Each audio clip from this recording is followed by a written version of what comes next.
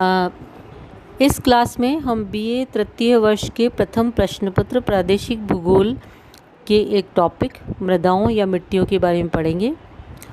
इसका पहला पार्ट पिछली क्लास में मैंने आपको बताया था, क्योंकि हम मृदाओं के वितरण के बारे में पढ़ रहे थे और उसमें पहली प्रकार की जो मृदा है कटिबंधीय मृदा, उसका पहला पॉइंट पैडोकल मृदा के बारे में बता चुकी हूँ और दूसरा पॉइंट आज अपन लेंगे पेडाल्फर मृदा।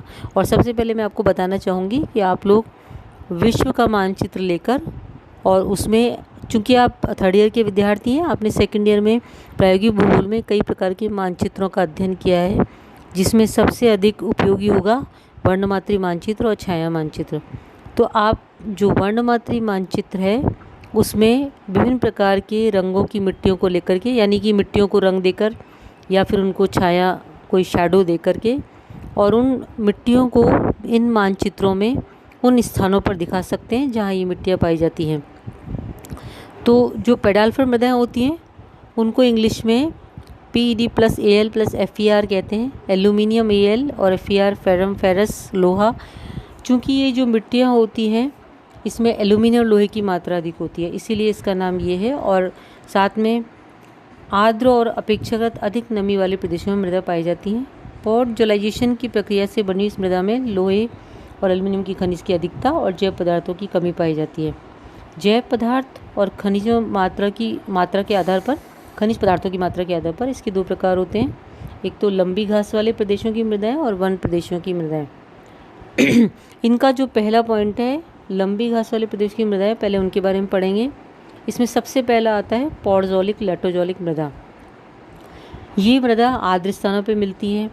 यहाँ लंबी घासें पाई जाती हैं, उर्वरता की दृष्टि से मध्यम कोटि की होती है। इस जलवायु में पॉडजोल और लेटराइट के निर्माण की प्रक्रियाएं चलती रहती हैं, लेकिन जैव पदार्थों की उपस्थिति के कारण इसका रूप, रंग और पोषक तत्व घटते बढ़ते रहते हैं। ये मृदा दक्षिणी ब्राज़ील पठार, दक्षिणी पूर्वी संयुक्त राज्य अमेरिका, दक्षिणी पूर्वी चीन, दक्षिणी अफ्रीका के मध्यवर्ती भाग, प्रायद्वीपीय भारत के उत्तरी पूर्वी भाग और दक्षिणी जापान में पाई जाती हैं। अब आप इन स्थानों के लिए जो मिलने वाली पॉडजोलिक लेटोजोलिक मृदा है उसको कोई सा भी एक रंग दे करके, और आप चाहें तो जो इनका रंग है वही दे करके उस जगह पर लाल रंग करके या कोई शैडो देकर इन मिट्टियों को दिखा सकते हैं। दूसरी मृदा है प्रेरी मृदा। ये मृदा उर्वरता के लिए प्रसिद्ध है। हमने पहले प्रेरी मृदा के बारे में पढ़ा था, तब भी ये बात पढ़ी थी। जैव पदार्थ बहुत अधिक मिलते हैं। आर्द्र वनाच्छादित प्रदेशों और शुष्क छोटी घास वाले प्रदेशों के बीच में ये पाई जाती है। अब जैव पदार्थों की अधिकता होती है, इसलिए इनका रंग काला और गहरा भूरा होता है। ये संयुक्त राज्य अमेरिका में उत्तर में मिनेसोटा से दक्षिण टेक्सास, सोवियत रूस के दक्षिणी भाग, अर्जेंटीना, यूरुग्वे और दक्षिणी पराग्वे में मिलती हैं। तीसरी जो मिट्टी है वो है उपोष्ण कटिबंधीय लाल और पीली और उष्ण कटिबंधीय लाल मृदाएँ। ये मृदाएँ भी उपजाऊ होती हैं। अब चूँकि इनमें ये क्योंकि घास यहाँ पाई जाती हैं तो इस वजह से इनमें ह्यूमस की मात्रा बहुत अधिक होती है, और इसमें वनस्पति और वर्षा के अनुसार विश्व की मिट्टियों में पर्याप्त भिन्नता पाई जाती है। साथ क्योंकि इनका जो रंग होता है वो अलग अलग होता है। पीला लाल रंग जो है वो खनिज और लोहे की कमी और अधिकता बतलाता है। ये मिट्टियाँ संयुक्त राज्य अमेरिका, ब्राज़ील, दक्षिणी अफ्रीका, दक्षिणी पूर्वी चीन, दक्षिणी जापान, दक्षिणी ऑस्ट्रेलिया, मध्य पूर्वी भारत में मिलती हैं। और चूँकि भाई इनका लाल रंग अधिक होगा तो इसका मतलब ये है कि वहाँ पर लोहे की अधिकता पाई जा रही है। चौथी प्रकार की जो मिट्टियाँ हैं उसमें हम ये चौथी प्रकार की तो नहीं है, 3 हैं, और इसके अलावा इसके बाद हम जो पेडाल्फर की जो द्वितीय मृदाएं हैं, वन प्रदेशी मृदाएं, उनके बारे में पढ़ेंगे।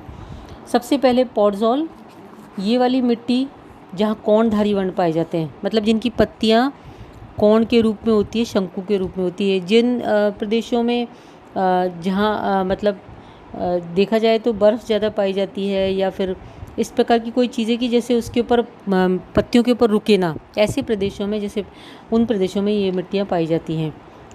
पॉडजलाइजेशन प्रक्रिया बहुत अधिक होती है, इसलिए जैव पदार्थ और कैल्शियम आदि खनिजों का अभाव रहता है। ये मृदा की गहराई बहुत कम होती है। स्तर 30 सेंटीमीटर से भी कम गहरा होता है। इसमें कुछ जैव पदार्थ सतह से नीचे 5 सेंटीमीटर तक पाए जाते हैं, जिसके नीचे बड़े आकार के कण मिलते हैं। और बे स्तर की गहराई 30 सेंटीमीटर होती है। चूँकि हम लोग अभी यहाँ पर बहुत अधिक मिट्टी की प्रोफाइल के बारे में नहीं पढ़ पाएंगे, उसके लिए पूरा एक अलग से चैप्टर पढ़ना होता है, और इसीलिए मैं आपको जैसे स्तरों की बात कर रही हूँ, तो आप जब मृदा की परिच्छेदिका की बात करते हैं, प्रोफाइल की बात करते हैं, तो हमें धीरे धीरे ये ए स्तर, बे स्तर, से स्तर का ज्ञान हो जाता है। आप इसको इसी तरीके से जान लें कि भाई हर मिट्टी की कुछ विभिन्न परतें पाई जाती हैं जिनके बारे में हम पढ़ रहे हैं। और जैसे इसमें बे स्तर जो है वो 30 सेंटीमीटर तक होता है। मृदा बहुत ज़्यादा अनउपजाऊ होती है।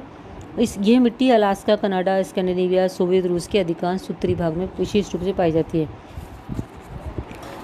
दूसरी मिट्टी है पॉडज़ोलिक मृदा। ये पॉडज़ोल मृदा प्रदेशों के दक्षिण में पाई जाती है। यहाँ भी पॉडज़ोलाइजेशन की प्रक्रिया काम करती है। अपेक्षाकृत कम ठंडक होने के कारण यहाँ जीवाणु बहुत अधिक संख्या में होते हैं और उनकी सक्रियता बहुत अधिक होती है। मिश्रित वनों की चौड़ी पत्तियों से अपेक्षाकृत इसमें अधिक जीवांश भी मिलता है। इस मृदा में गहराई अधिक होती है। ए और बे स्तरों की मोटाई अधिक होती है। इनका रंग भूरा या कत्थई होता है। ये वाली मिट्टी संयुक्त राज्य अमेरिका, मध्य यूरोप के पश्चिम भाग, उत्तरी चीन, कोरिया और मध्य जापान में मिलती है। थर्ड प्रकार की जो मिट्टी है वो है लेटराइट मृदा। उष्ण आर्द्र भागों में, विशेष रूप से भूमध्य रेखीय वर्णों में ये मिट्टी पाई जाती है, यानी कि जो भाग उष्ण या गर्म है और आर्द्र यानी नमी से भरपूर है, उन प्रदेशों में मिट्टी पाई जाती है। यहाँ पर लेटराइजेशन की प्रक्रिया काम करती है। मृदा की गहराई अधिक होती है।